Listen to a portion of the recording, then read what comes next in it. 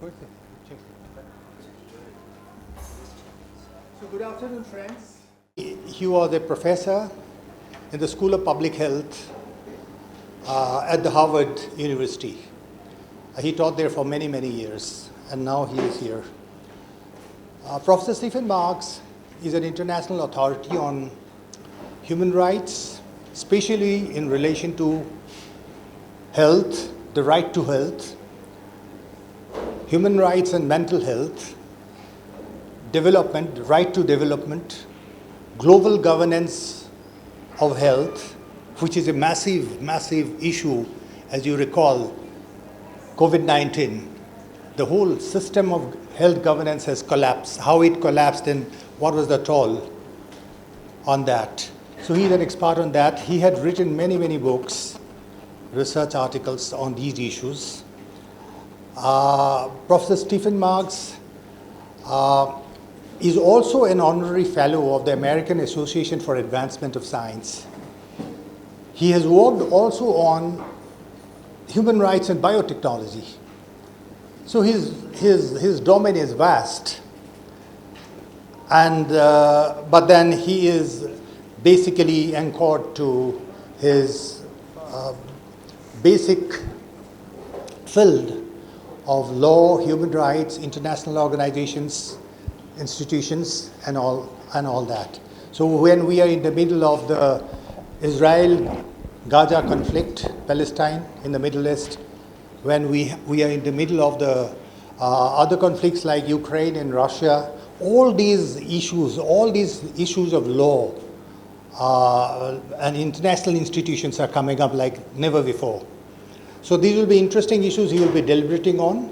Today is a general introduction, and it will be very, very interesting to know. On my request, he is coming here to address all of us, especially the younger people, as to what was his journey all his life in the field of academics, how he became what he is today.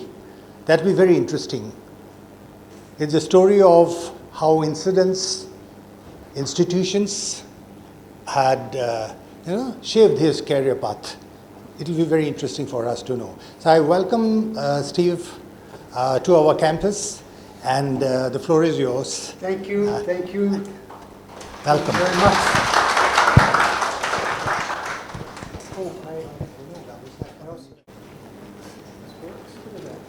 All right. Well, good afternoon, everybody. It's nice. I'm looking over these faces to get a sense of who you are, because I've been asked to give you a sense of who I am. And it's not fair if I don't get a sense of equality here. We're so deeply interested in equality. The reason that I'm going to talk to you about myself is not the result of egoism. It's the result of being the oldest person in the room with white hair and being elderly. I have had a career that has covered many areas that were just listed to you. Some of them were listed to you. And when I think back on the starting point, when I was your age, I think of what were the career options that were available and how did my career take the path that it took. And in talking to you about that, I'll have an opportunity to talk also about some substantive issues. So, if I can get started here, what I want to talk about, if you agree, is the formative moments in my education. What was it as a child changed me, made me follow a path?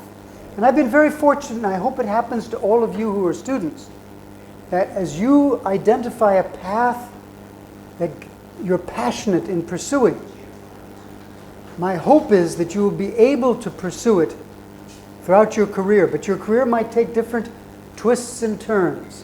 And if you're interested, that's what I'll talk to you about. The twists and turns in my career, but also the constant path that it's on. And I'll go through the 7 stages of my career. When I look back, I think, okay, you can divide 7 different directions of this career. And in doing so, this gave me an opportunity to embark upon certain research areas and certain teaching areas that may overlap with your interests. And most recently, I've been doing that at Harvard University and at O.P. Jindal Global University. And I want to say that with respect to O.P. Jindal Global University, thanks to the collaboration that exists between this university and JGU, I was able to visit this wonderful institution a few months ago, and I'm excited to be back here to see you all again. So if it doesn't bore you too much, if it does, you can go to sleep and I'll try not to notice. But if you're interested at all, this is of the three topics that I want to talk about. The first one is the formative moments. And it's interesting to know, and I think there is a constant path linked here, going back to my childhood, my early childhood. I'm also going to talk about, when I was younger, the climate that prevailed, that challenged society. And I'm going to challenge you to think about those events back in the 1960s and 70s and events taking place today. What are the similarities and differences? In my case, there was a particularly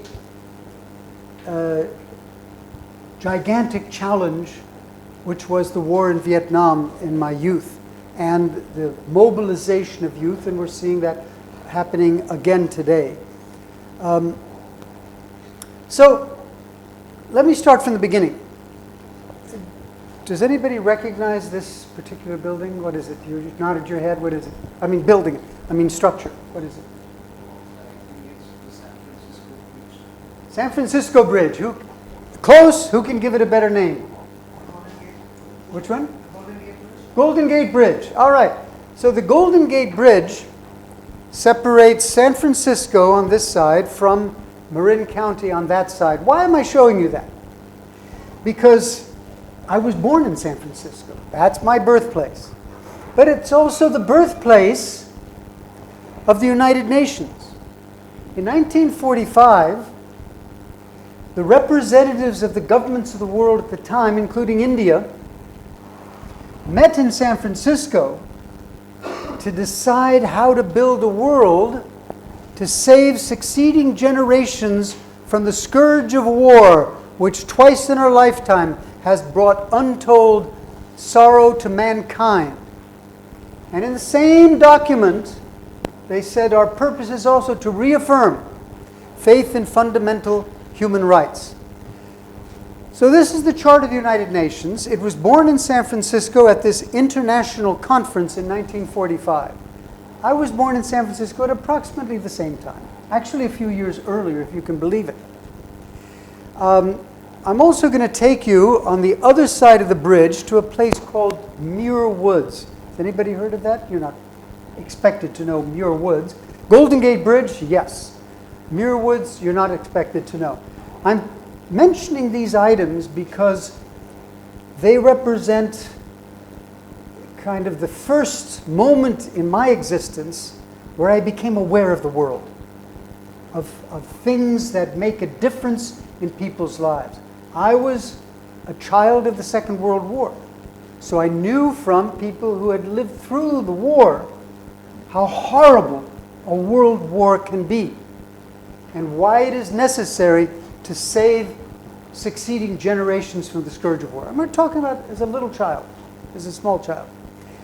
This particular version of the Charter of the United Nations, we the peoples of the United Nations, to save succeeding generations and so on, was actually a piece of paper that my father gave me when I was a little boy. Because he worked for a paper company, and the paper company was headed by a former ambassador, and he happened to think that the UN Charter was something worth preserving on nice paper. This is something I still preserve on my wall, given to me when I was a little child. I'm telling you all this, and I'm mentioning Muir Woods here because during that conference where the governments of the world were trying to define a world order, a structure for global peace. The President of the United States, who launched the conference, died on April 12th. And in May, the delegates traveled to a park near where I grew up called Muir Woods. And after that meeting in Muir Woods, they signed the charter. Here's what happened. After Roosevelt's death, the government's meeting in San Francisco couldn't agree. The President of the General Assembly at the time had an idea. He said, this park is famous for the concept of, a source of inspiration. And so, because the governments of the world were having trouble agreeing, the President of the General Assembly at the time talked them into coming across the bridge and meeting in Muir Woods, sitting down here in Muir Woods. These are the delegates in 1945. They sat in Muir Woods. They listened to, they actually had the inspiration of being in that park. And then they went back on June 26th and concluded the drafting and agreeing to the Charter of the United Nations, which in October was ratified by the United Nations, and the UN was officially born October 24th. Every year is United Nations Day. I don't know if you celebrate it here or not. So the national parks are important. President Roosevelt believed in the value of national parks as sources of inspiration and human renewal. He also believed that good forestry practices and sustainable development of natural resources were key to lasting peace around the world. Now think about that. 1945, world peace, sustainable development, human rights were key themes of what the governments were agreeing to at that time. Today, what are we grappling with? We're grappling with peace, where conflict around the world is killing tens of thousands of people. We're grappling with sustainable development and addressing climate challenges that have not different, they've only got worse, much worse. And human rights remains the challenge that we can devote our careers to, but a lot more is needed to bring about the change that's necessary. On the subject of national parks, you have here in Assam, I think, 7 major national parks. Is that right? Seven? Yes. And so these are some of the national parks that you are fortunate enough in this state to value, because they can make a difference in life. So this is all to say, from my earliest childhood, I was connected with San Francisco, the birthplace of the United Nations, Muir Woods, the place of inspiration that allowed the UN Charter to finally be adopted, and the values of world peace, sustainable development, and human rights that remain, I would venture to say, the biggest challenges facing us today. The memorial plaque at Muir Woods reads, "Here is the grove of enduring redwoods preserved for posterity. Members of the United Nations Conference on International Organization met in 1945 to honor the memory of Roosevelt, 33rd President of the United States, Chief Architect of the United Nations, and Apostle of lasting peace for all mankind." And the Indian delegate at the time was Mudaliar, and he was present there. And then when they came back, they signed the UN Charter. So that's my starting point, my earliest message. But other things that influenced me as a child, the United States was grappling with the fact that 100 years after the abolition of slavery in our country, the disparities between African Americans and other Americans were enormous, created an enormous challenge. And fortunately, we had such giants as Martin Luther King Jr. who were able to inspire us. And even in the subject that has become the kind of guiding theme of my career back then when Martin Luther King was attempting to mobilize people to overcome the structural challenges to equality between races in the United States. He said, "Commit yourself to the noble struggle for human rights. You will make a greater person of yourself, a greater nation for your country, and a finer world to live in." And excuse me if I get emotional, but I think you can sense the sincerity when I say he spoke to me as a young man. And I tried to hear those words and follow those words. This was also a time of apartheid in South Africa, and we were mobilizing against the South African regime. But it also awakened me to the negative role law can have. Because if rule of law is something that we all believe in, what do you do when the law establishes and protects apartheid? That's the law. So what do you do under such circumstances? And that led me to have a critical understanding of the role of law in society. And so that inspired me to, and some high school education that I had exposed me to somebody who actually explained the difference between law and justice. That law can be and should be a tool that is used to establish and maintain and protect justice. But law can also be used to entrench unjust structures in society. And it is the role of a democracy to elect people to change those laws. And we were fortunate enough, and that's my next example. So first example, childhood and exposure to the UN system and the influence of racism and apartheid in my youth. I went to university, ended up at Stanford Law School, and was influenced by some giants in the field of international relations that I knew nothing about at the time. As I was trying to understand, okay, the United Nations Charter, yes, I know all that, all these things, but how does the world work so that an organization like the United Nations can be functional, can make a difference, can improve people's lives? And I was fortunate enough to study from several giants, and I think people in the field of international law and international relations recognize that these names are truly giants in the field. Hans Morgenthau is considered to be the principal architect of the field of international relations called realism, where the idea was that the world is really made up of sovereign states, and what is decided is what they determine on the basis of power relations. They have economic power, they have military power. Those are the ones who determine what's going to happen. Others had better get in line or they're going to be in deep trouble. Realism. But because I was one of his students, I understood that it wasn't that simple.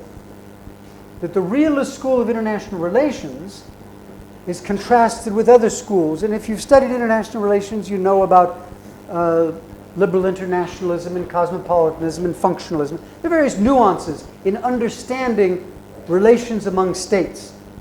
But the starting point for many people, and that was way back then in the 60s, I discovered today is still to assume that international relations are based on the power that a government can have to influence other governments, mainly economic and military power. And I sense this very much as I grapple with the crises in the world, and as I listen to my friends in India talking about how to carve out a role for India in the world that will be different from China, the United States, Russia, distinguish themselves, but be a leader. How do you do that? How do you do that? Do you go back to the old model that was described by Hans Morgenthau in Politics Among Nations, and say that you have to have military might, you have to have economic might, and then you can slam your fist down and tell other countries what to do? Or do you want to find a way to transform the ideals of the UN Charter that we talked about into practice? And one of the great leaders of international law was Julius Stone, and I had the privilege of working with him. But now let me get back to taking education and linking it to the real world.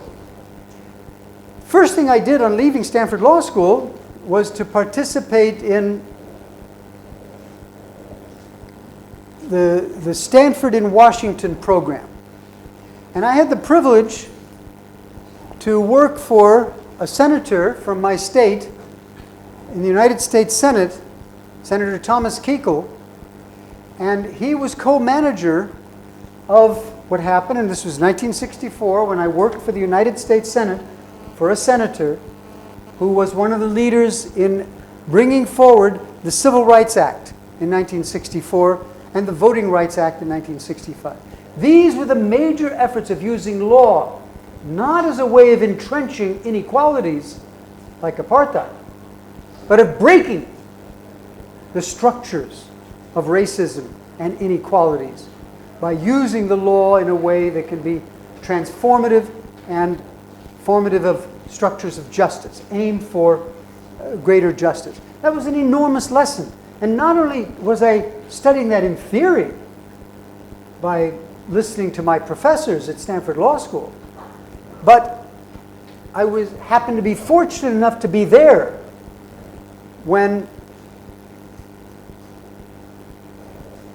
President Johnson, and I was in the room when he signed the Civil Rights Act of 1964, so that I saw how people can mobilize across the political spectrum, Republicans and Democrats, the two vying parties in the United States, to come up with an application of the law to address directly the gravest injustices in society. So there is a potential there, but that doesn't transform things overnight, as you all well know. And at that same time, there was a mobilization of students against the war in Vietnam that the United States was leading.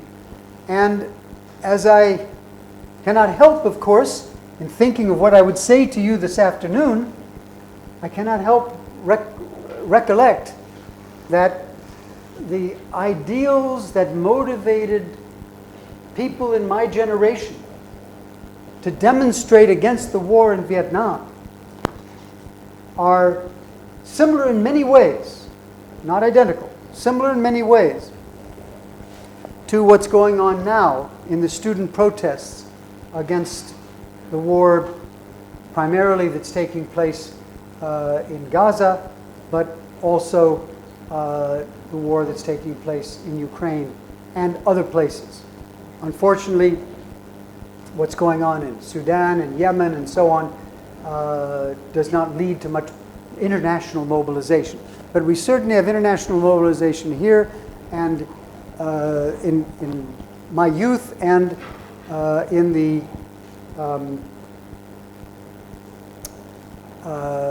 and in the current situation against the occupation there.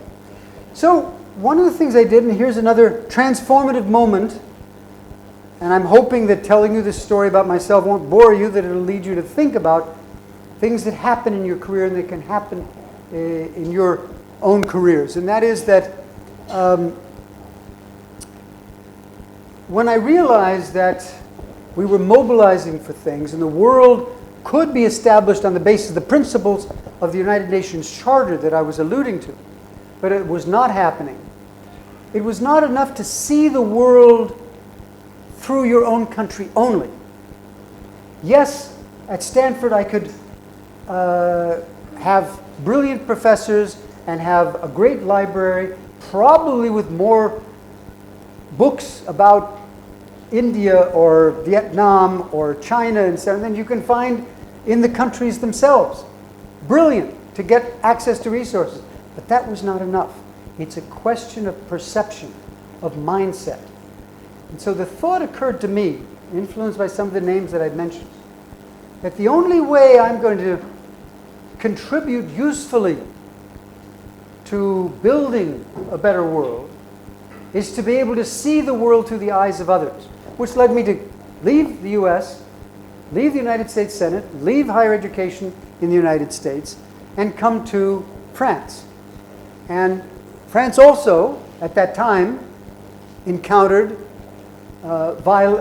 insurrection of students protesting the unjust structures of society at the time. But I studied at the Institute of Advanced International Studies at the University of Paris in order to get a perspective of looking at the world not through the eyes of Julius Stone and Hans Morgenthau and the other professors that I had in the US, but through the eyes of great scholars and thinkers in France.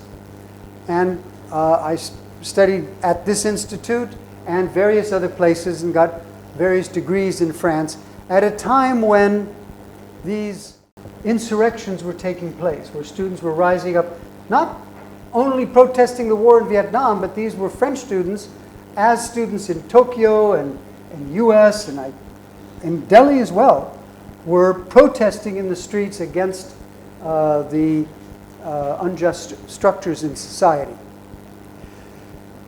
And it was also at this time that I was influenced deeply by Gandhiji's reflections on the role of law, drawing attention to something that links with something I said earlier when he says there's a higher court than courts of justice, and that's the court of conscience.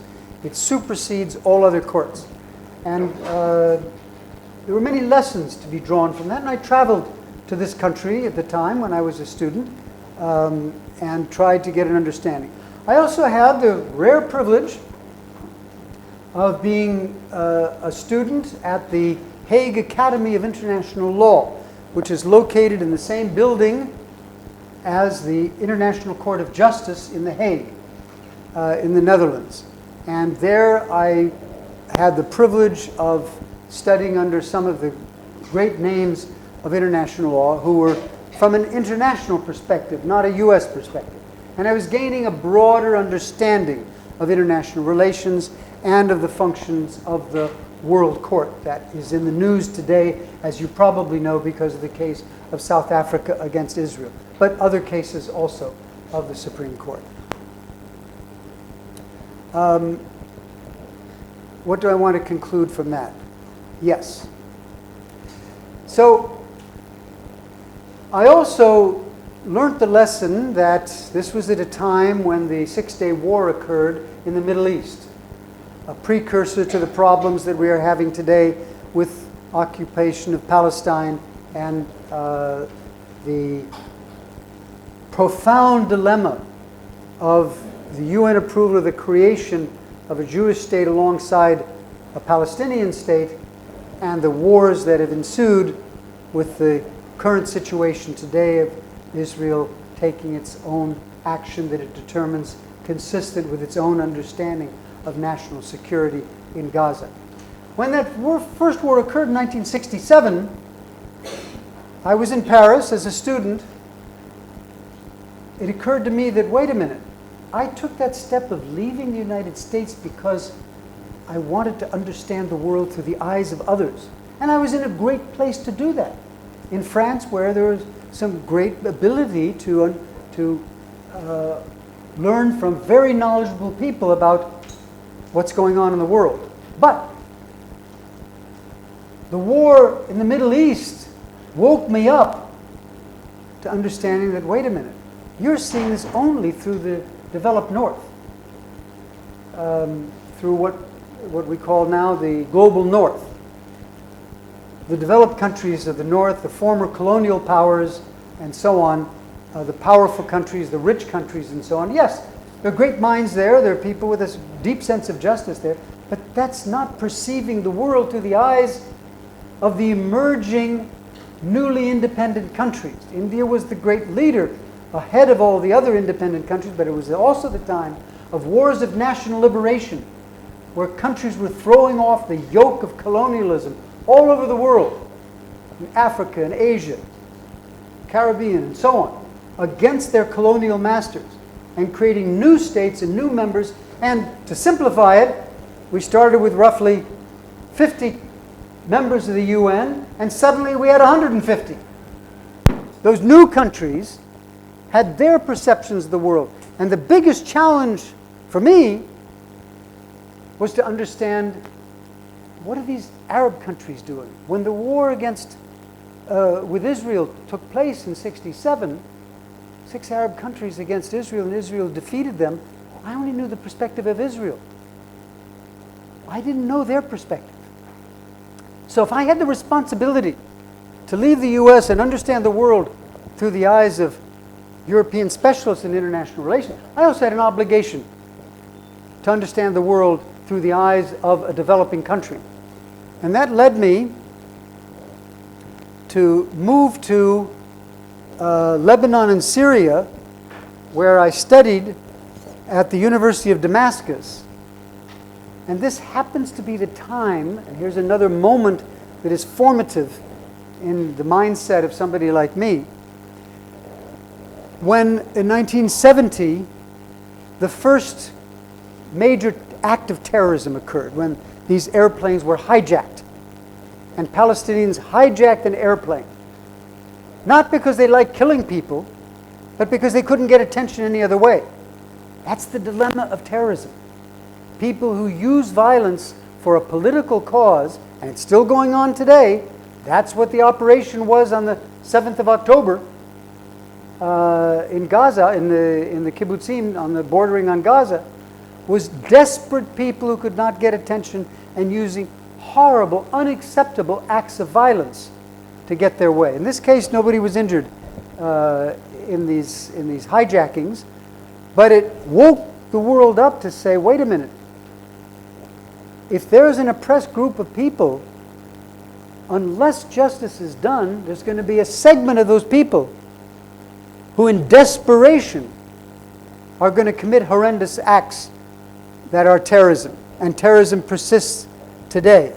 This is the 6th edition of a book on terrorism today, showing that the terrorism that I perceived as a student, when I was actually a student trying to understand the Arab world at the University of Damascus, continues today.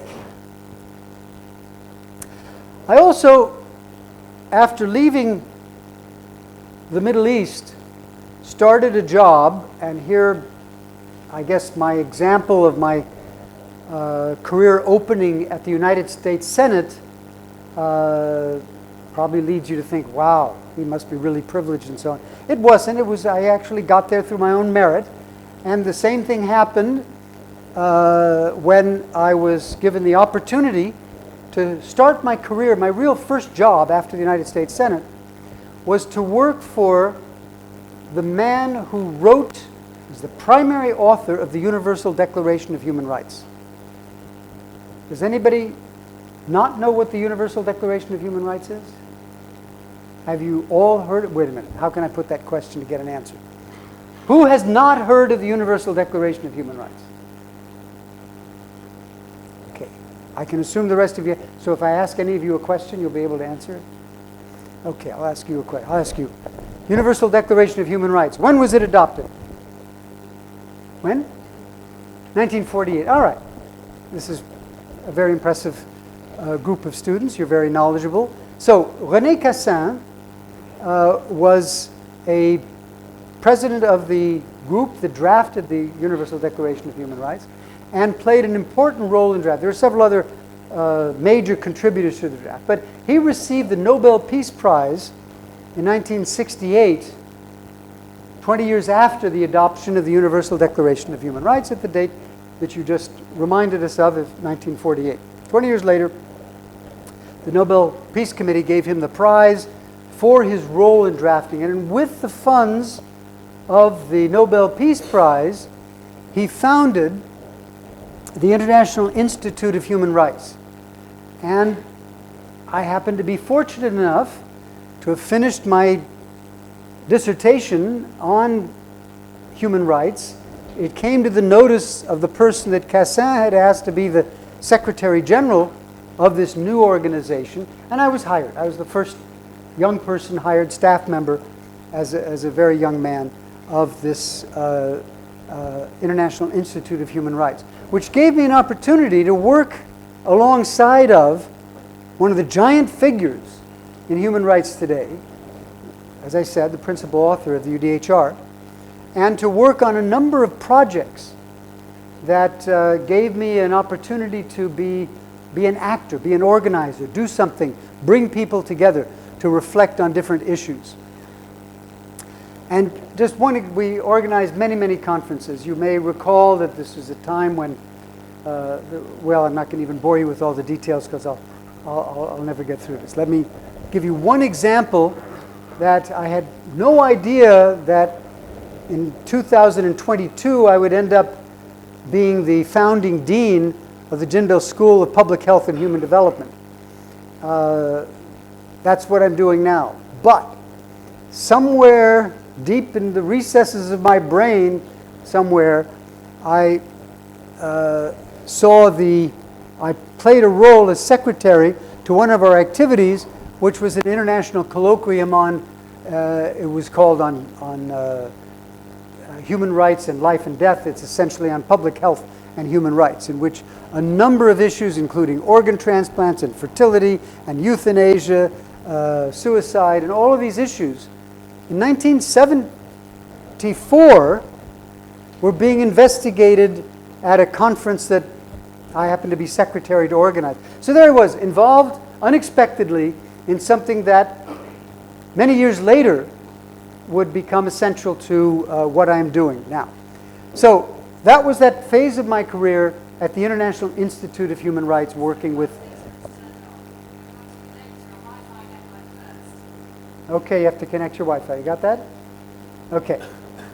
And then I went from the International Institute of Human Rights in Strasbourg, France, to Paris, where I was among the first staff members of what became the Division of Human Rights and Peace of UNESCO.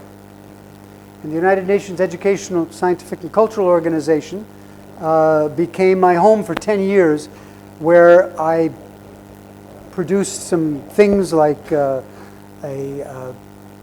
oh my goodness, where could I begin? Many, many projects to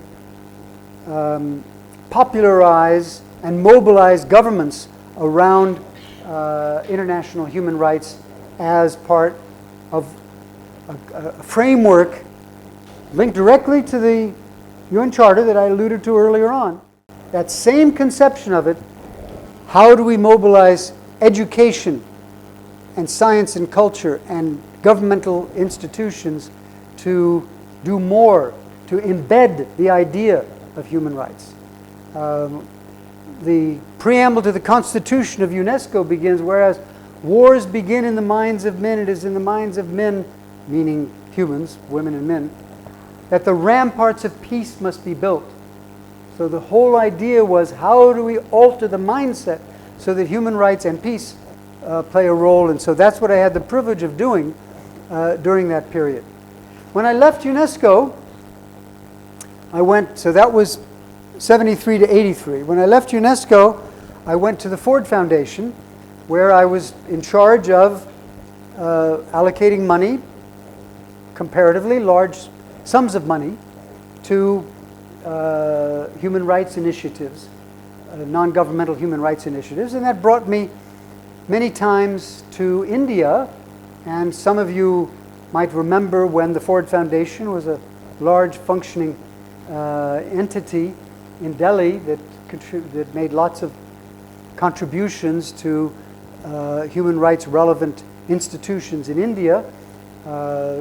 Current legislation has reduced the ability of organizations, of philanthropies like the Ford Foundation to continue that work, but I don't want to get into that now. The main thing was that at the Ford Foundation I was able to identify projects across the world, including in India, and collaborate with many people across the world to try to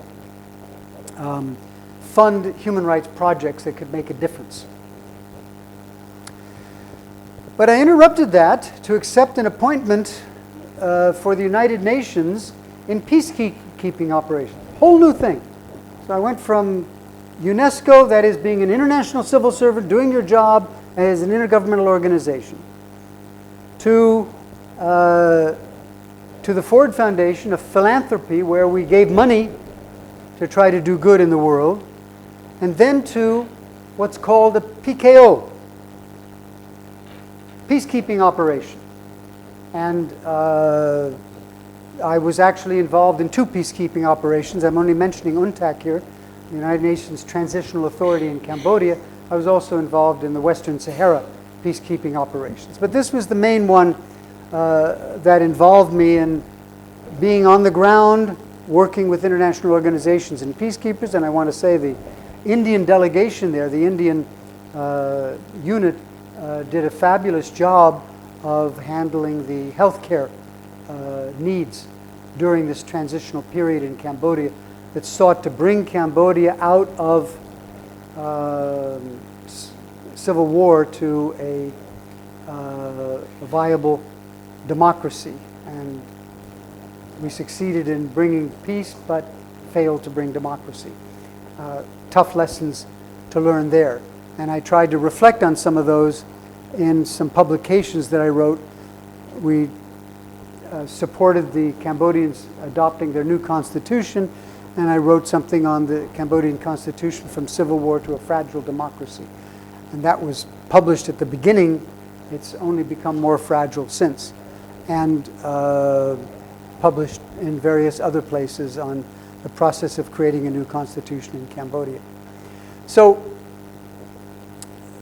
that gave me the experience of working in peacekeeping operations in the UN, on the ground with the military, with the civil administration people in our unit of human rights, seeking to be of service to the Cambodian people as they sought to rebuild after a civil war as part of a peacekeeping operation. And my interaction with Indian colleagues was extremely positive at that time. I went back to the US and was fortunate enough to be appointed to Princeton University, where I taught courses on peacemaking and peacekeeping based on my experience there, but on democratization in theory and practice was the course that I taught at Princeton.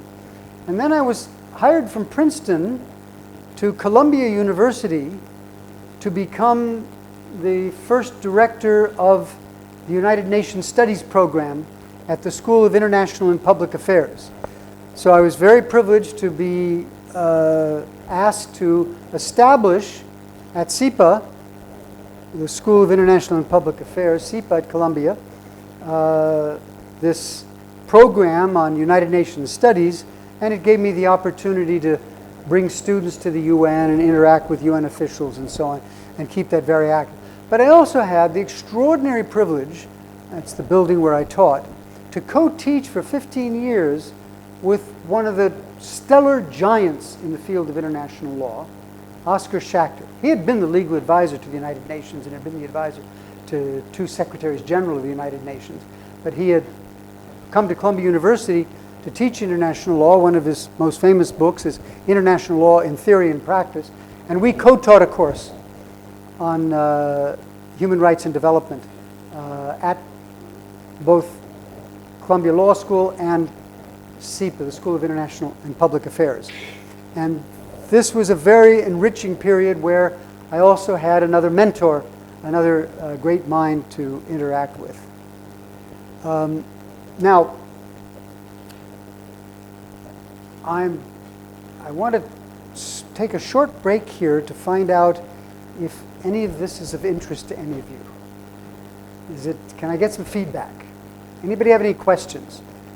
Would anybody like to say, you mentioned something about the Middle East there. What did you mean by, et cetera, et cetera? Please, somebody, so I'll know that you're awake. Help me, help me. You can't be totally silent because you've got to be, your minds are working and you've got some thoughts. Yeah. Myself, Dr. Thaneswar Kolita, Professor Department of Law, RSLA, Royal Global University. My question is about that, as the slide has shown, that you have come across 7 stages of your educational activities. And lastly, you have joined here in UP Jindal University. So far my question is there, you have come over so many stages around the world, particularly working there in humanitarian law and other law, including peacekeeping in Phnom Penh, Harvard, and so many things. But what do you conceptualize? Coming over India, the difference of democratic values with that of the Indian democracy, with that of the other. So the question's about Indian democracy. What does Yes. my background allow me to reflect on with respect to Indian democracy? And okay. Can I do like the rest of you and take off my jacket? I'm trying to be as honest as I can in this. India's constitutional moment, when the Constitution was drafted and adopted, creating a secular democracy in India, was a milestone for India and for the world. But countries evolve and political priorities evolve. So we're witnessing, as we are in the United States, the challenge of evolving political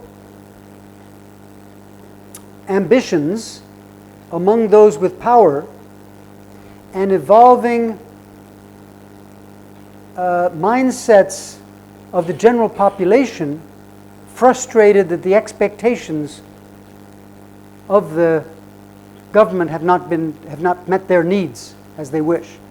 Those two strains on a society, the people being frustrated by not getting their needs met, we call that human development, and I want to talk about that in a minute, and people who are engaged in the power structure, either in senior government positions or as elected officials, are seeking to balance whatever commitment they have to bettering society with their ambitions to win elections.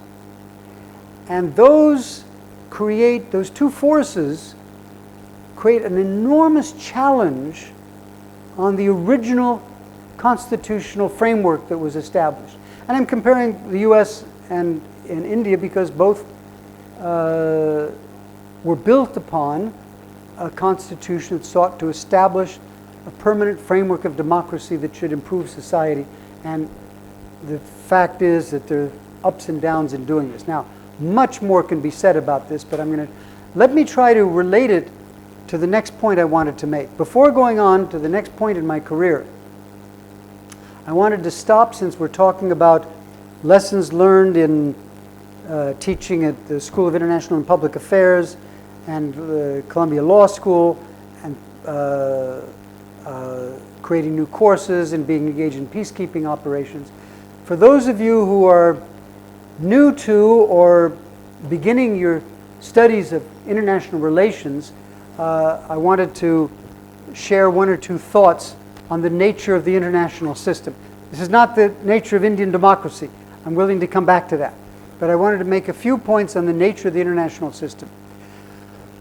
When we study international systems, we tend to focus on using a intellectual framework called regime theory on norms, processes, and actors. I don't know why, there it is.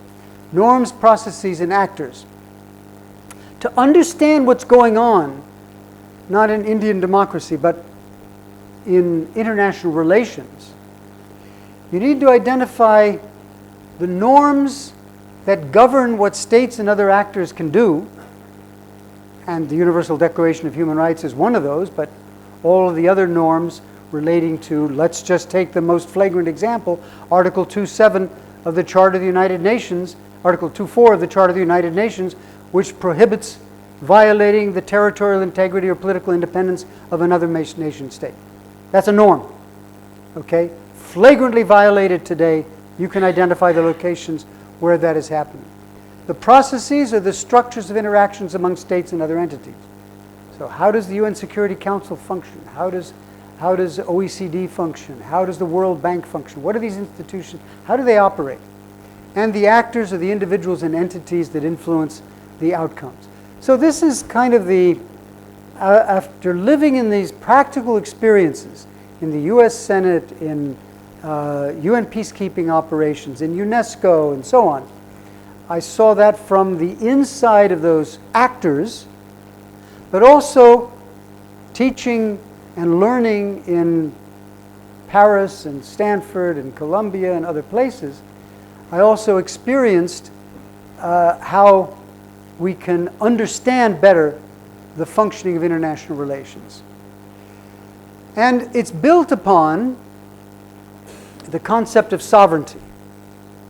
Sovereignty is terribly important to India, terribly important to all countries of the world, but as I mentioned earlier, sovereignty is usually interpreted in the framework of the realist school of international relations, which says what really matters is the power that countries have militarily and economically, and how they wield that power. They get their way and they can fight, balance things, but the weaker ones will always lose out, the stronger ones will always win. And that's the concept of sovereignty, built upon a notion that does not necessarily reflect the inequality among power relations.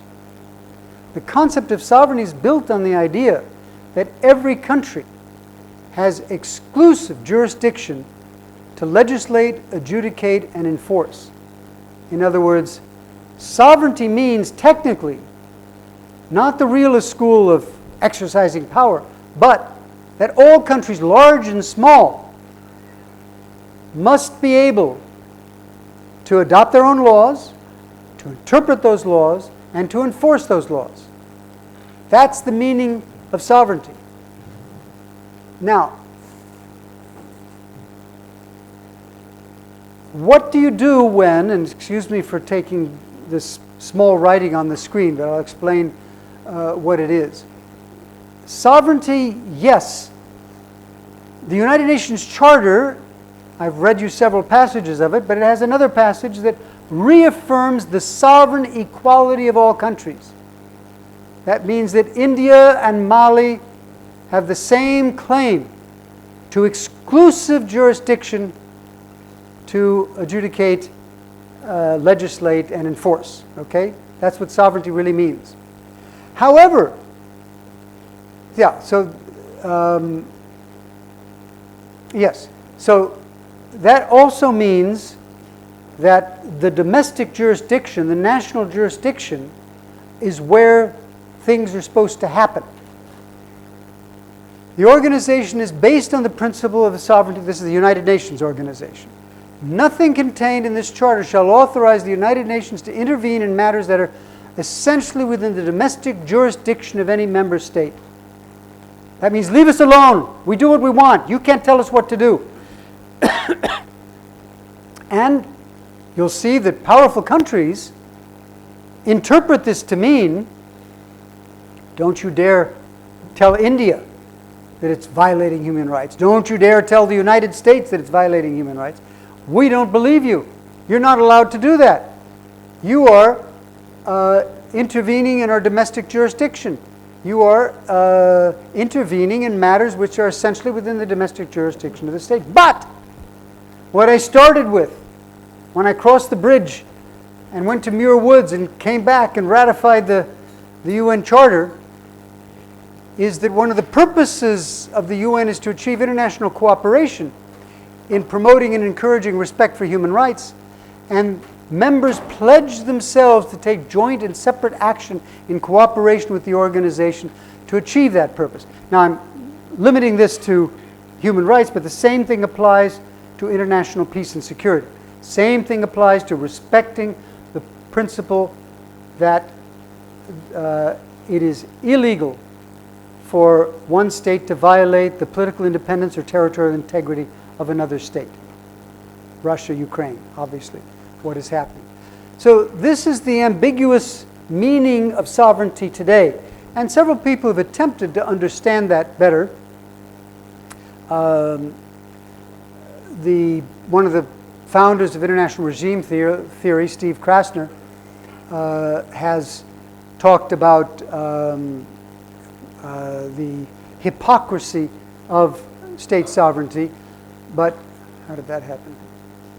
But another colleague of mine, whom I've worked with a great deal in the past, Richard Falk, has developed, along with others, the concept of responsible sovereignty. Yes, you have exclusive jurisdiction within your country, but you must exercise it responsibly. If you don't, we can challenge you. And this is related to another concept called responsibility to protect, R2P. Has anybody heard of R2P? Okay, in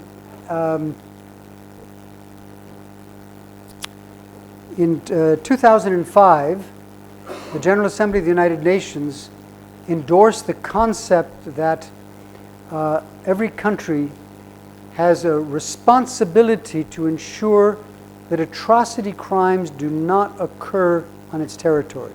In other words, that populations are not victimized on the basis of their religion, their ethnicity, their belief, their status, their political opinions, and so on. Atrocity crimes include crimes against humanity, war crimes, massacres, genocide, apartheid. These are all crimes under international law. And states have accepted the responsibility to protect their people from such violations. That's in the Charter. That's not allowed. You cannot do it. You're violating the Charter if you do it. You're violating international law if you do it. If such events occur in a country, the international community has a responsibility to engage in what's called Pillar 2 of responsibility to protect. That is, to offer cooperation. You have people dying en masse in your country. You have starvation. You have. Let us help you. Let us cooperate with you. Let us do something to make this possible. We're not taking over your sovereignty. We're trying to help you do it. But all of those are diplomatic language to avoid Pillar 3. And Pillar 3 says, if you don't, then the international community can stop you from committing these acts of violation. But it has to be done in accordance with Chapter 7 of the UN Charter, which means the Security Council. So there's the dilemma we live with. We have this concept of responsible sovereignty, that you're supposed to exercise all of these prerogatives of the state without mass injuries to the population. And we have a theoretical responsibility to protect that if you fail, the international community can jump in. And there have been some cases where this has happened, in Haiti and other places where the authorization has been given to use force to stop these violations. But against Russia, in Ukraine, against Israel, it's not happening. So there's the reality we're dealing with. Back to my career, if I may, and then I'll wrap up and we can have more questions. And we can even get to your fundamental question about what's happening in India. So in 1999, I was asked to take over the chair called the François-Xavier Bagneux chair, professorship in Health and Human Rights, and to be director of the FXB Center on Health and Human Rights, François-Xavier Bagneux Center for Health and Human Rights.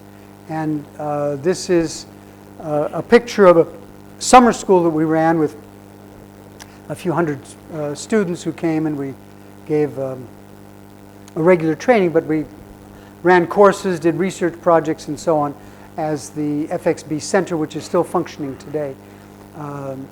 It gave me the opportunity to engage with colleagues at the Harvard School of Public Health and across Harvard, and I had the enormous privilege of being able to teach courses outside of the School of Public Health as well. For example, I taught a freshman seminar called Human Rights Between Rhetoric and Reality.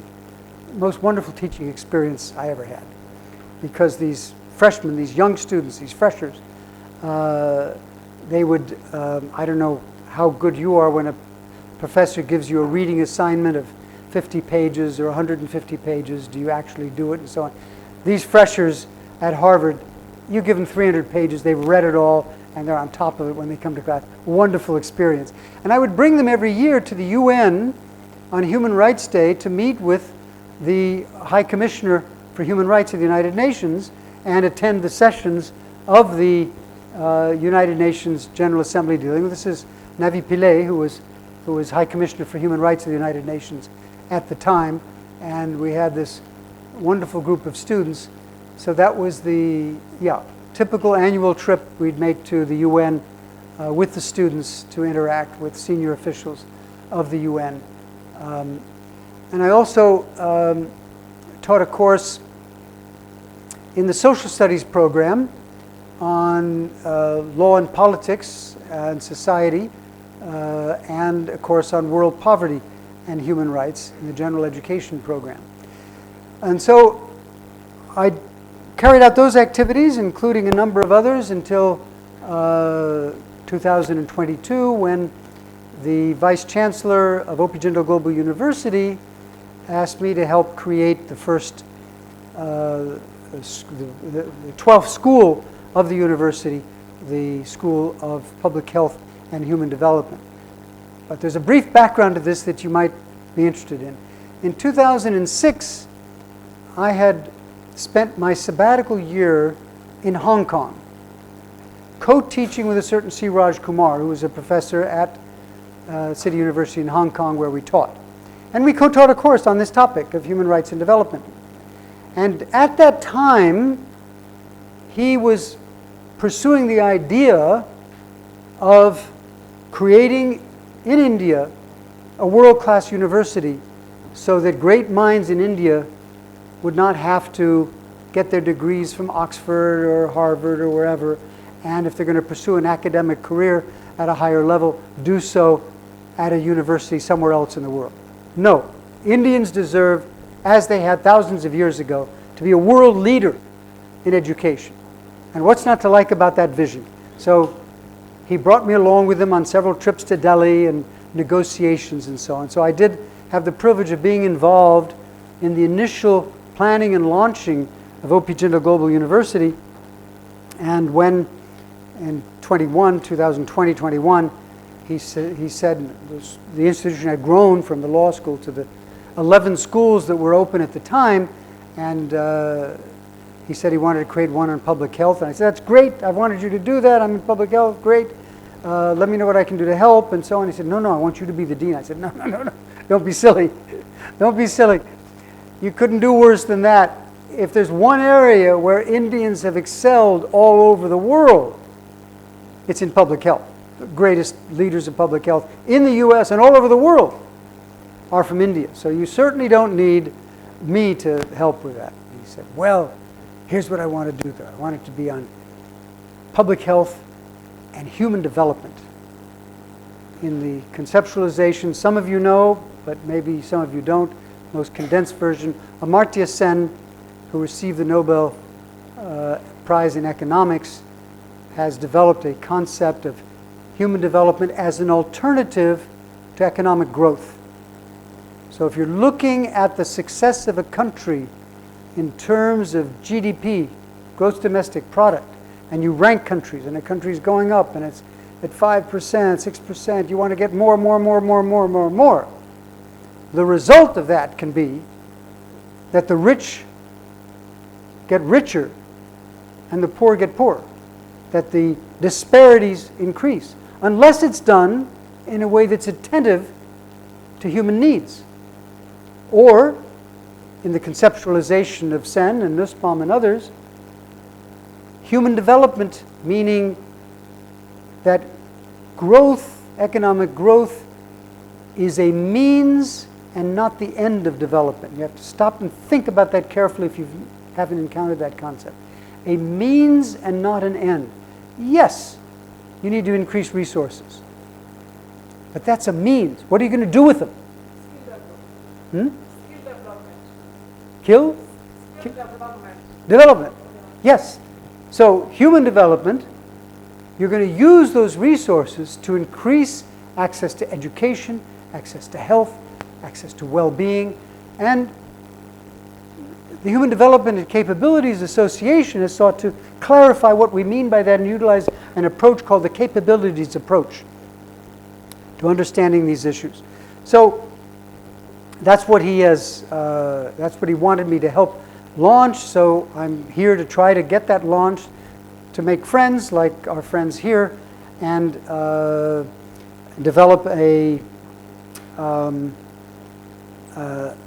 develop students who can share that vision, get their degree, and go out into the world to try to understand that our purpose is to advance human flourishing, human well-being, and so on, for which economic resources is a means and not an end.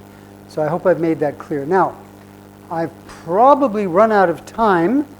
I guess I've gone way over time. Is anybody keeping track of time? How much time do we have?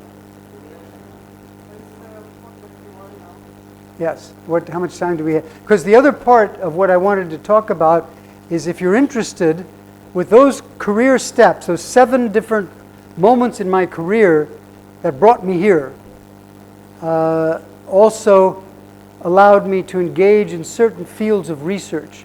And I could share with you those subject areas of research if you like.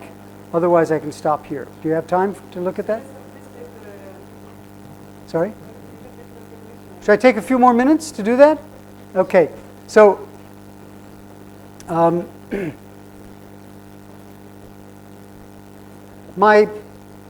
throughout this different phases of my career, these 7 different locations where I've been fortunate enough to put into practice my understanding of international relations, have allowed me to publish on international human rights studies, but also advance in the health and human rights framework. And to give you some examples, if this is of interest to you, and this might spark some of your interest. So before I engaged in public health, I devoted some attention to the themes you can see in the title of these articles. Published a book on the future of international human rights. I published something on the historical origins of human rights, on defining cultural rights. What do they mean? Where do they come from? On human rights education, cultural rights perspective, the separation of human rights into categories: civil and political, economic, social, and cultural. So those are traditional subject areas of people who work on international human rights law. One of my most fun publications, when I look back over what I worked on, was I was invited to contribute to a book in honor of a colleague, Jindal, and so I figured, well, I can do anything for that. It's not, and I tackled a problem that intrigued me a lot, which is, how does the understanding of human nature relate to human rights? Is human rights a fiction that's unrelated to who humans really are? Do we understand who humans are well enough to know whether human rights means something valuable for human in light of their nature? Are humans simply egoistical people that are out to get what they want, or do they cooperate? How do those work? And that led me to this publication on human nature and human rights. But I also, having been involved in peacekeeping operations and United Nations and so on, I took an interest in such subjects as when I was in Cambodia, the Khmer Rouge had committed genocide on the Cambodian people. How do you get justice for the victims? So, elusive justice for the victims of the Khmer Rouge. And that's related to the concept of universal jurisdiction. How can one country try people for crimes committed in another country, none of the victims of which, or the perpetrators of which, are from their own country? And the Hisanabre case was an example of that. More on Cambodia, and then the war on terrorism after 9/11. The war on terrorism was declared. What does that really mean? Branding the war on terrorism, called a new paradigm. Is there such a thing? What does that really mean? And I tried to address that. This is the opening paragraph of that reflection on whether or not the war on terrorism as declared by the President of the United States is a justifiable new conceptualization of the role of the use of force internationally, or is it an abuse of the terminology, the use of force internationally? Then the third area, after basic human rights and conflict and so on, is development, poverty, and the right to development. And here I published quite a bit on the right to development and implementing the right to development and so on. And this culminated in a task that I had as the chairperson of the high-level task force on the implementation of the right to development. And this is the final report on it. And we produced, I edited and the UN published a big 900-word book on realizing the right to development. And that had a number of authors throughout it. And then I published several other books on development and human rights that try to capture this issue that is still a prominent and unresolved issue in global politics today. And then so those are the four domains of non-health specific research. And then I moved, since I moved to the Harvard School of Public Health, to focus on specific issues of health and human rights. And these even included things like common strategies for health and human rights from theory to practice, and new partnerships in health and human rights, and the challenges of the place of international human rights in public health, and so on and so forth. A number of articles on those issues, the evolving field of health and human rights, blah, blah, blah. And, but this was an attempt to build on two conferences that were held in the mid-90s on health and human rights, and to kind of launch the field that emerged out of efforts to address HIV/AIDS.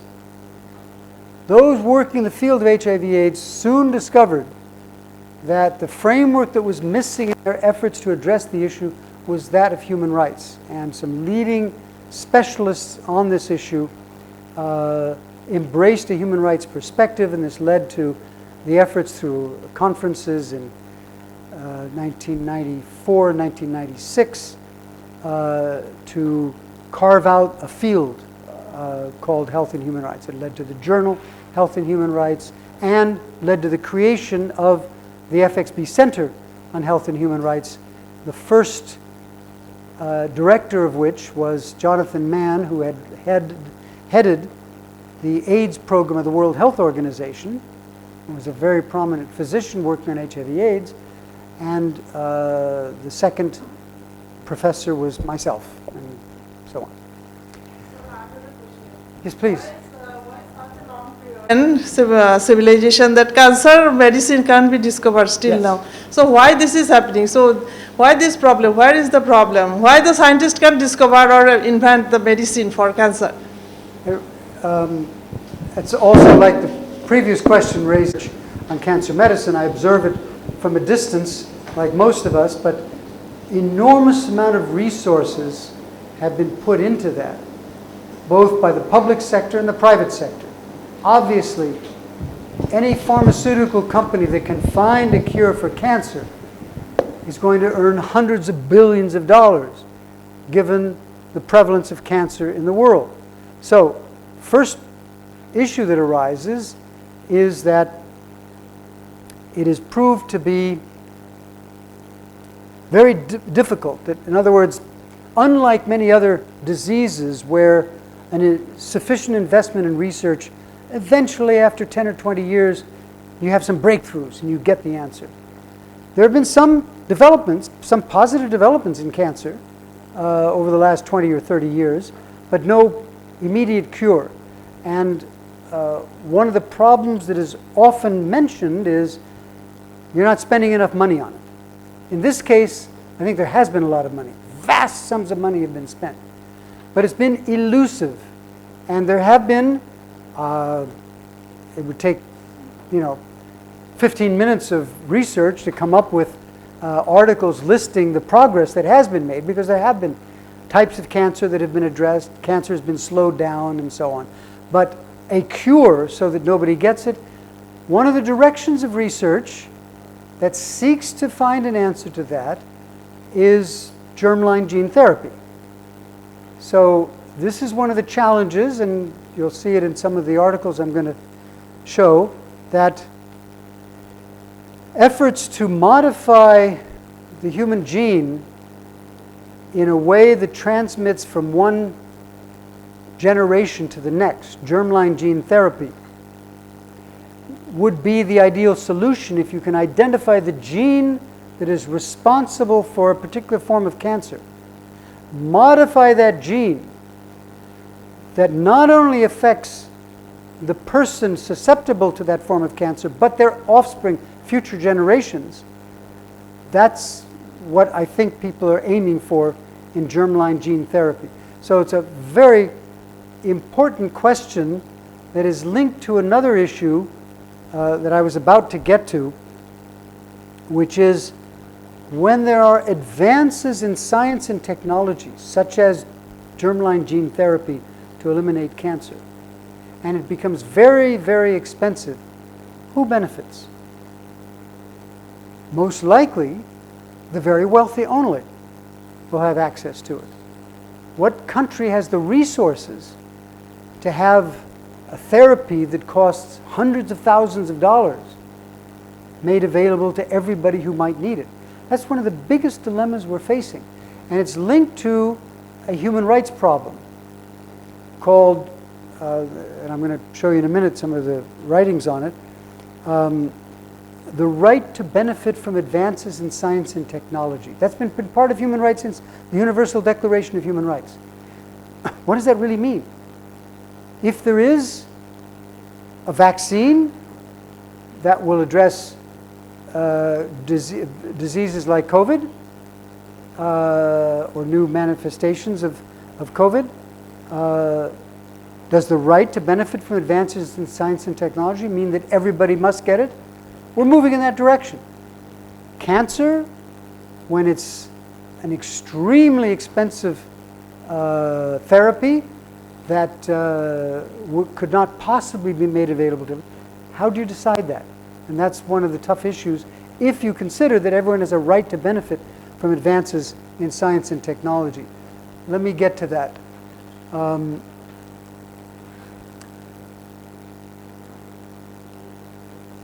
Yes. So I was very intrigued by genetic modifications and cloning, and I participated in some conferences on it and published a couple of articles on the International Law of Genetic Manipulation and human rights assumptions of restrictive and permissive approach to reproductive cloning. Should cloning be allowed? It's related, not the same thing, but it is related to genetic modification. And access to essential medicines is also related to that. What do we mean by the right of everyone to have access to essential medicines. This is true for, this became prominent in the context of antiretroviral therapy for HIV positive people.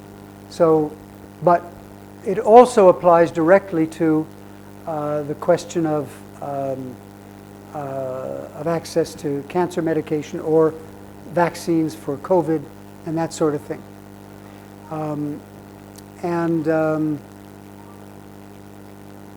Let's see. Yes.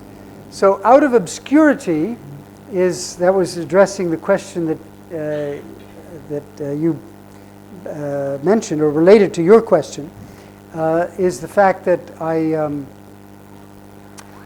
gave a keynote speech which was published on the right to benefit from advances in science and technology, and I realized that this has been a right since the Universal Declaration of Human Rights and was even proposed well before the UDHR, has been repeated in different sessions, but no consequences. Who refers to that? This has changed a bit in the last 5 or 6 years. World Health Organization and other entities, the American Association for the Advancement of Science, which I work with a lot on this issue, have sought to give meaning today, and it gives meaning to your point. If there is a human right to benefit from advances in science and technology, and there's enormous investment going into cancer research, how do we make those benefits available to all who need it in an equitable way? And this is related to another concept of health justice. Many people working in this field are utilizing health justice as an overarching approach to what we do with the results of our advances in public health. It must be equitably available to all who need it. So how do you address the issues? If you have a medication that can cure cancer through genetic modification or whatever, at the enormous cost per individual, how do you make it available to tens of thousands of people across the country? These are the tough decisions that have to be made. And another area that, if you'll allow me to jump to another area, so that was on access to medicines and so on. Another area that has intrigued me a lot is tobacco control. And India can be very proud, I think, of the measures that have been taken to reduce tobacco consumption. But since this is the occasion for personal anecdotes, if I can add one more personal anecdote, when I was teaching my course on health and human rights at Harvard, there was a student who was a mid-career professional at the Harvard Kennedy School of Government, and he was taking my course at the School of Public Health. And after day one, when I was introducing the course, what we're going to talk about, all these health issues that have human rights implications, she came up to me and said, "You didn't mention tobacco." I said, "Well, okay, I'm a thoracic surgeon. This is an enormous question. It must be a human rights issue." I said, "Okay, that's you're a doctor. You do that. Very good. You do that. We'll do the human rights things, and you do that." No, it has to be a human right." I said, "Well, okay, but you know, we're not all doctors, and you do that. You are a surgeon. You do that, but this course is supposed to teach you about human rights." "No, it must be human rights." She kept insisting. I said, okay, then why don't you write your paper on it? Challenge. So use the concepts that we're developing in a human rights approach to public health and write your paper for the class on it. And she got into that with such a passion. And she wrote on it, and I'd give her advice, and she'd come and see me almost every day, and I'd give her more advice on things that are going on. And the result was, this is the student, and we published in the principal human rights journal, the Human Rights Quarterly, an article on the emerging human right to tobacco control. The point being that the epidemic that kills 8 million people a year of preventable deaths has to be the highest priority. It has to be a very high priority in addressing health priorities, health issues, and how can that not be part of the right to health? If it ranks at the top, this is the principal cause of preventable death in the world. And so we moved that into the understanding of the right to health. Governments had accepted an obligation to realize the right to health. No mention of tobacco control. We created an organization called the Human Rights and Tobacco Control Network, HRTCN. And we pushed for governments to be reminded they have an obligation under the right to health to follow at least the provisions of the Framework Convention on Tobacco Control of the World Health Organization and take all the steps necessary under that treaty. And so this was an example of that I never expected when I designed the syllabus for my course on health and human rights. Never thought of including tobacco in that until Carolyn came along and said, no, you have to do it. And she was right. She was right. And now it's made a difference. Many others have contributed to this article, and we launched it at the 17th World Conference on Tobacco or Health in Cape Town and drafted a declaration, the Cape Town Declaration on Human Rights in a Tobacco-Free World, in which all of the participants, thousands of them, at this conference, thoracic surgeons, lung specialists, cancer specialists, and so on,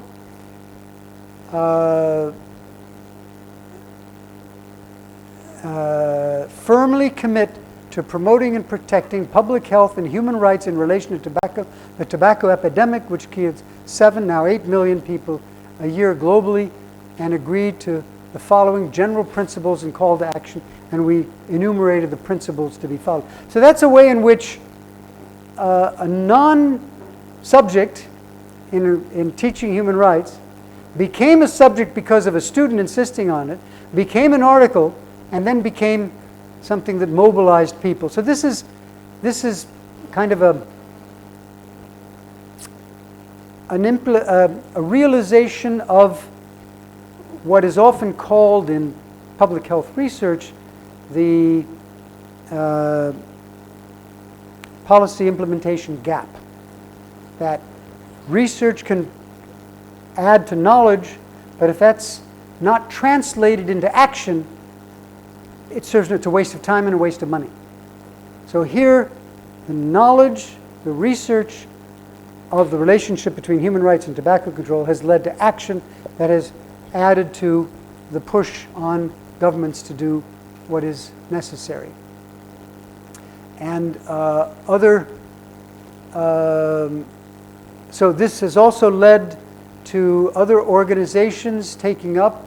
This was at UNESCO. We organized a conference on international cooperation on the right to enjoy the benefits of science and technology, the point that I was mentioning. Another example of trying to move from theory to practice. And then more recently, I've been publishing on global health and human rights, and mental health and human rights, and most recent thing I did just a few weeks ago was a research handbook on human rights, law, and health, and I wrote chapter 1 of that on the right to health, and recently co-edited a book on critical issues in human rights and development. So those are, I think that's the last of it, yeah. So those are a few thoughts about where I started as a child, where I went through in my education, where I went through in my professional career, and the research focus that I've had. I'm amazed at the patience you've all had sitting here listening to me, and I want to thank you very much for that, and thank you very much for being part of this afternoon's.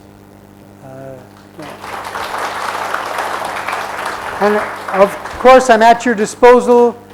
I'm not going to solve cancer. I'm not going to solve India's health policy and practice, and constitutional issues, but I'll solve anything else that anybody wants. Anybody have any questions or comments? Yes. So good afternoon. My name is Tanuj. I am a student of law, currently in my final year. So my question is very simple.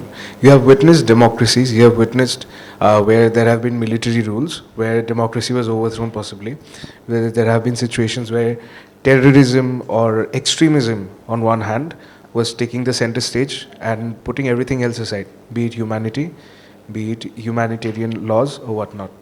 So my question to you is very simple. It is perhaps an opinion piece. So it is often said in modern times, in India especially, there is a certain section in the government itself, or not in the government, or the opposition as you might call it, who term that democracy is in danger in this country, or perhaps we are being separated. But that narrative is being drawn from a certain standpoint. So you have witnessed millions of, I would say, policies and whatnot. You have formulated them yourself. You have been a part of democracies. Be scared of in India, perhaps is democracy in danger, as a certain side would like to portray it to be that. I want to be sure I understand the question thoroughly. You're asking if the current political climate in India is one that fundamentally challenges democracy? Yes, sir. All right, I use the adjective fundamentally. Certainly, there can be behaviors of government or opposition leaders that can lead somebody to consider there's a threat to democracy. And it's a matter of opinion because it's not a matter of scientific research to say it's a fundamental threat to democracy. Fundamental threat to democracy would mean that if that path is followed, it's over. The people will no longer be able to select their government and so on. Here's a great similarity, I think, between the U.S. and India. If Trump gets elected, some people think that's the death of democracy. There are even books written about the death of democracy. And I'm not convinced that it is. When you go back in history, there have been very disappointing things that have happened. And power relations have shifted in ways that challenge things. But democracy has, it works on sort of what's the term I'm looking for? A kind of a shifting scale that for some periods, some things can be on the uprise that are disappointing for some people, and then they shift and go back and forth. Fundamentally, the fundamental challenge to democracy would mean that the end of this process is going to mean that the Constitution is no longer applicable, that people will no longer have the opportunity. I don't think that's going to happen. Do you think it's going to happen? You think it will? The democracy will? Caused by BJP or Congress? Who's going to do it? So I don't think so. Democracy is in danger, Okay. to be honest.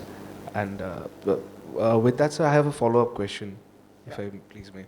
So my question is, in recent times, we have witnessed that back in 1976, by the 42nd Constitutional Amendment, a certain word was inserted in the preamble of the Constitution. The word was secular. Perhaps it is being portrayed now in the media and also by the certain section or the opposition that secularism, when removed, will result in atrocities for the second largest majority or the rest of India, apart from the majority. Also, sir, whereas secularism itself is guaranteed by the Constitution by the fundamental rights from 25 to 28, Articles 25 to 28. So do you think the removal of a certain word which was inserted by the then government, which I believe is per se an instrument for vote bank politics back in the day, because secularism, in my opinion, did exist in India prior to that. We were secular in our fundamentals even when India was Bharat or Hindustan, for example. But sir, a certain government or a certain policy was, policymakers insisted that it must be inserted. So do you think the removal of that, of what the current government is promising to do or thinking about doing, would affect the actual secular structure of India? Actually, that's a very good question. And I want you all to be conscious of the fact that I'm a foreigner. I respect India. I don't bring my views in any, but I have a very, very high principle of academic freedom. So if I want to say in this room, even though I'm a foreigner, that removing the word secular will be good for India, or removing the word secular will allow supporters of Hindutva to attack and slaughter Muslims, I can say that. That's what academic freedom is all about. I think we should all treasure that. It's extremely valuable. So I think on that issue,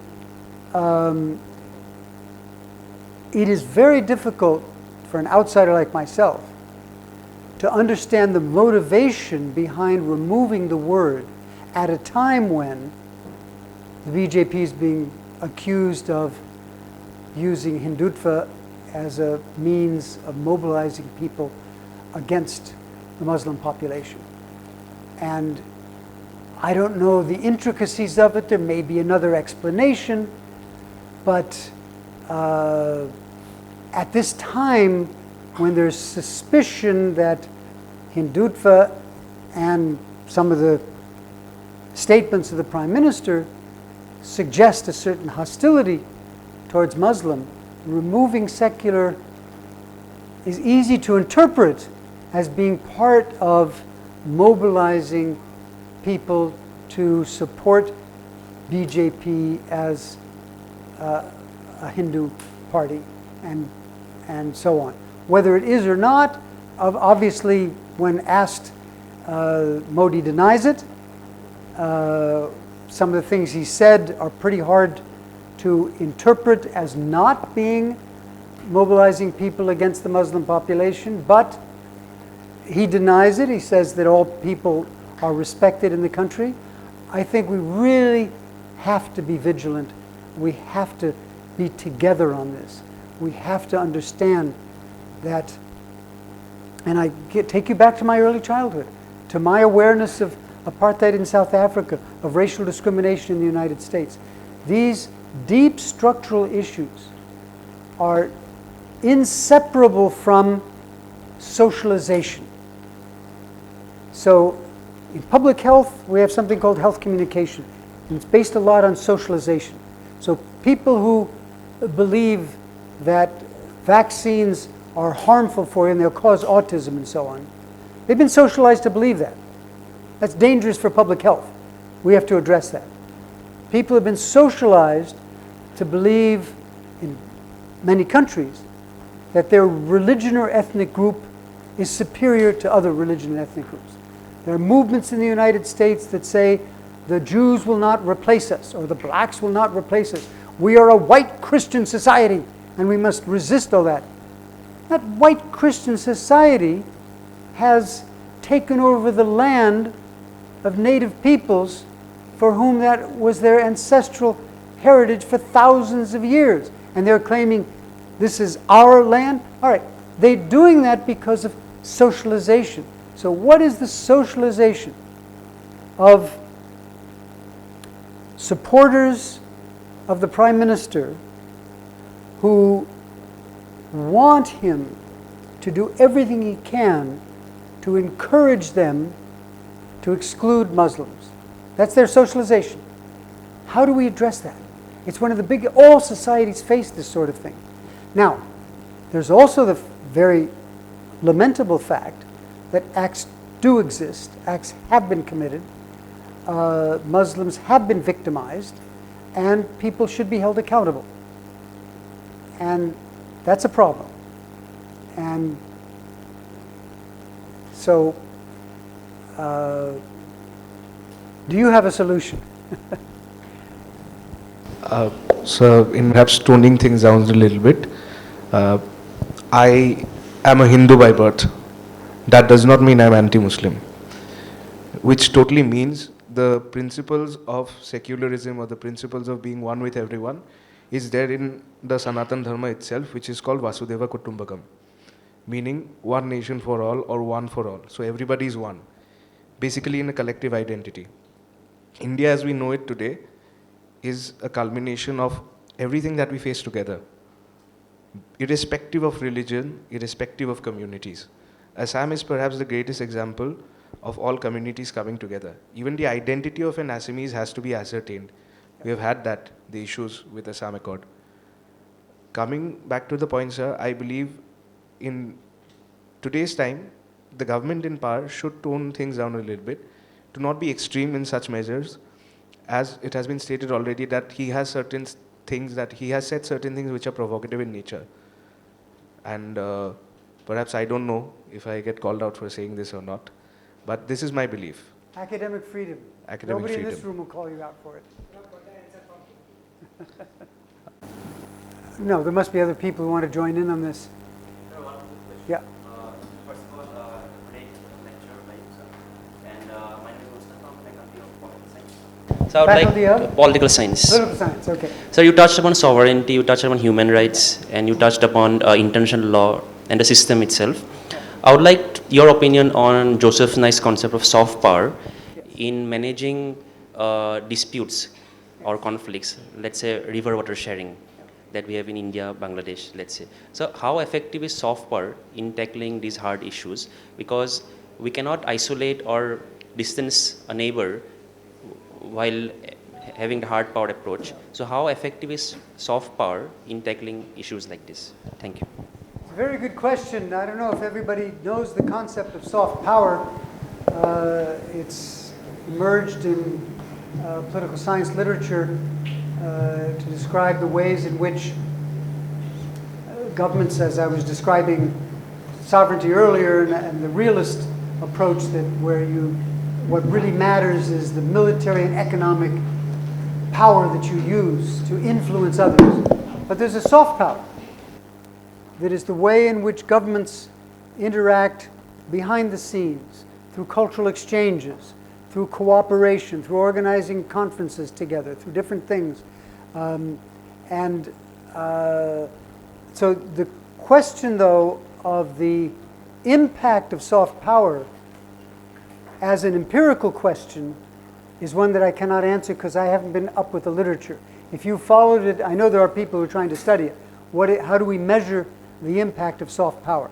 It is certainly something that I value because it increases cooperation among peoples and knowledge of different peoples, and little by little it can advance foreign policy objectives of a country. That's what it's really behind it. So if you can organize things in such a way that you can have thousands of students come and study at your universities, if you can have concerts organized in different places, people will develop a greater appreciation for your society, and they're more likely, therefore, to resist efforts to oppose your policies. So the two opinions, and I'm sure you have a much more sophisticated way of expressing this. There's the naive opinion of saying, yes, let's all get along together and things will be fine. That's naive, silly. You're not really going to change anything. What really matters is your army, your weapons, and so on. Obviously, the deep understanding that Ukrainians have for Russian society and having concerts and doesn't help at all, because Russia has invaded and is killing people every day. So I think soft power is an extremely valuable tool that governments use. I happen to believe that there is an intrinsic value in some forms of cooperation, but if the government, to put resources in it, needs to be convinced that it's good for our foreign policy too. So, okay, then do it. Great, I'm all for it. So now, it's also true, if I take the example of soft power through educational exchanges, that thousands of Chinese have got the finest degrees from the finest universities in the United States, and they're back home pursuing China's objectives. Are they more, how do you assess that in terms of China's interest and the interests of avoiding China manipulating other countries? Do they send their finest minds to study at the best universities so that they can then use them in the intelligence service and figure out all the intricacies of what's going on? Or do they have a soft power function? That's a more difficult question, I think. I don't know if you have an answer to that. What do you think about taking that example of Chinese exchange students? Sir, I believe it's about the two sides, like how do you transmit those ideas and how do you perceive it. Like let's say, I mean just a naive attempt of mine. I would say soft power has to be studied in a way how it's about persuasion, not just attraction, how others are a recipient of the soft power itself, and then also some intricacies like how all these soft power methodologies and resources can be measured.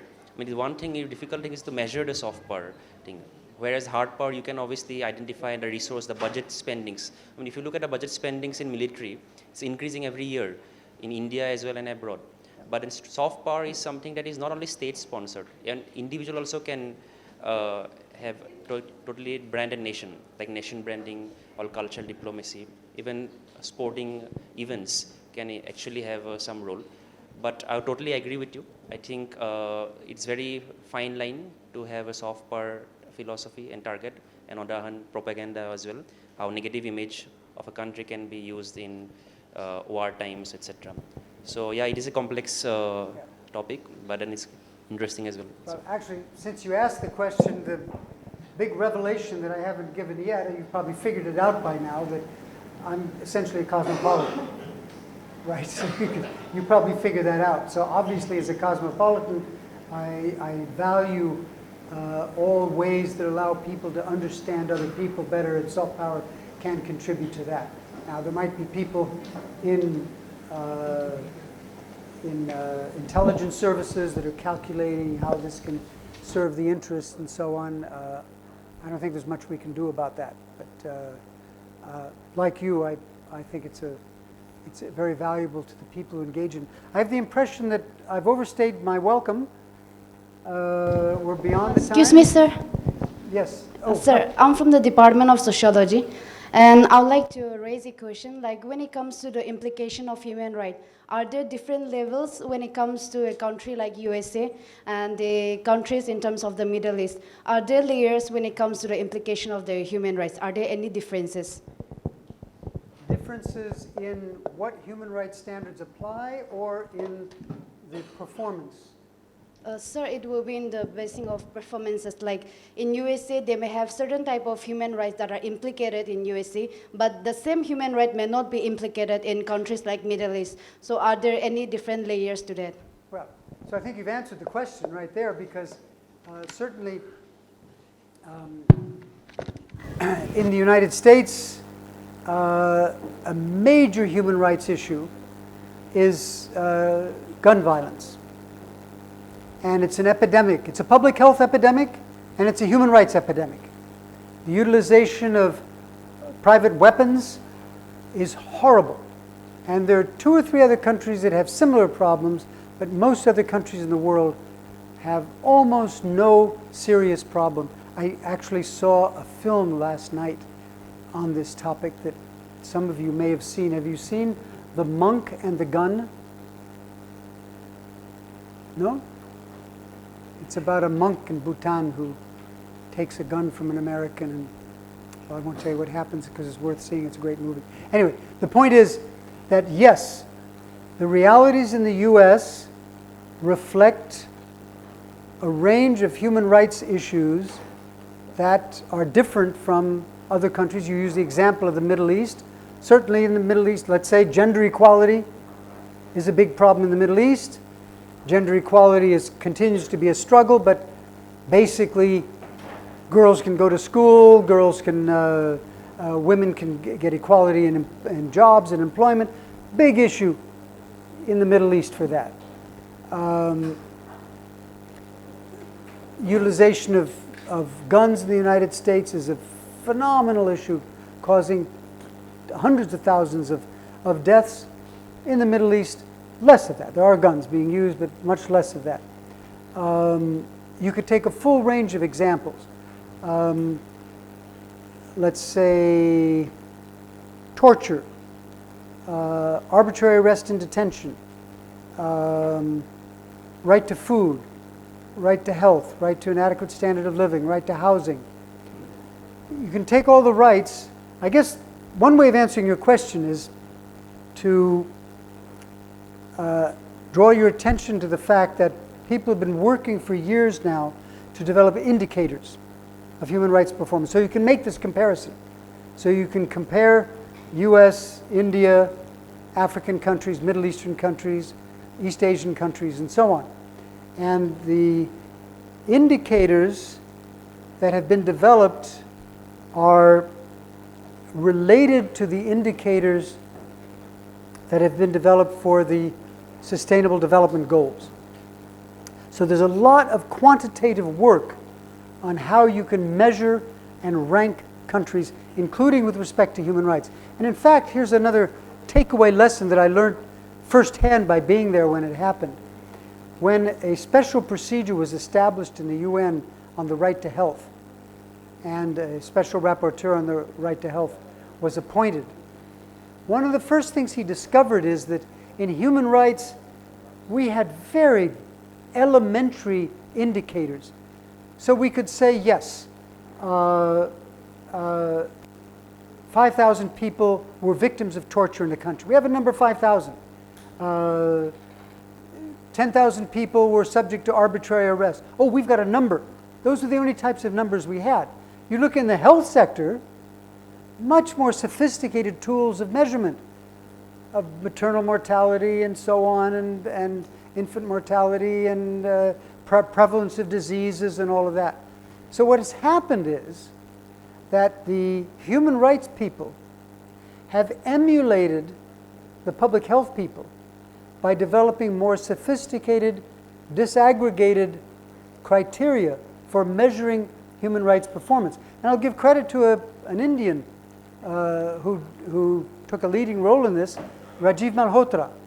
Rajiv Malhotra worked in the Ministry of Finance, was hired by the High Commissioner for Human Rights to work on indicators, published a book utilizing the tools that he knew as an economist and somebody who had followed government efforts to acquire data, and had developed a tool for having much more sophisticated indicators of human rights performance.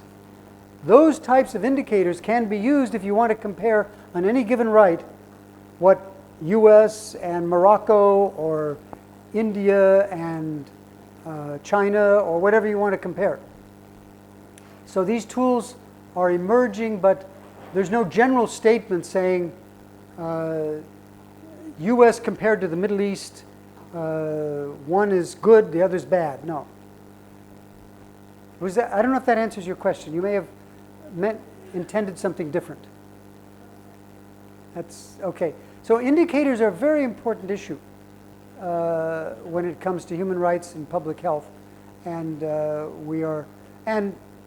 it's become particularly acute as we try to relate them to the Sustainable Development Goals, where very sophisticated measurement tools have been developed. But there's one measurement which is time, and on that measure, I think I've exceeded my time. Is that correct? Okay, so I'll have to thank you again very much for the opportunity.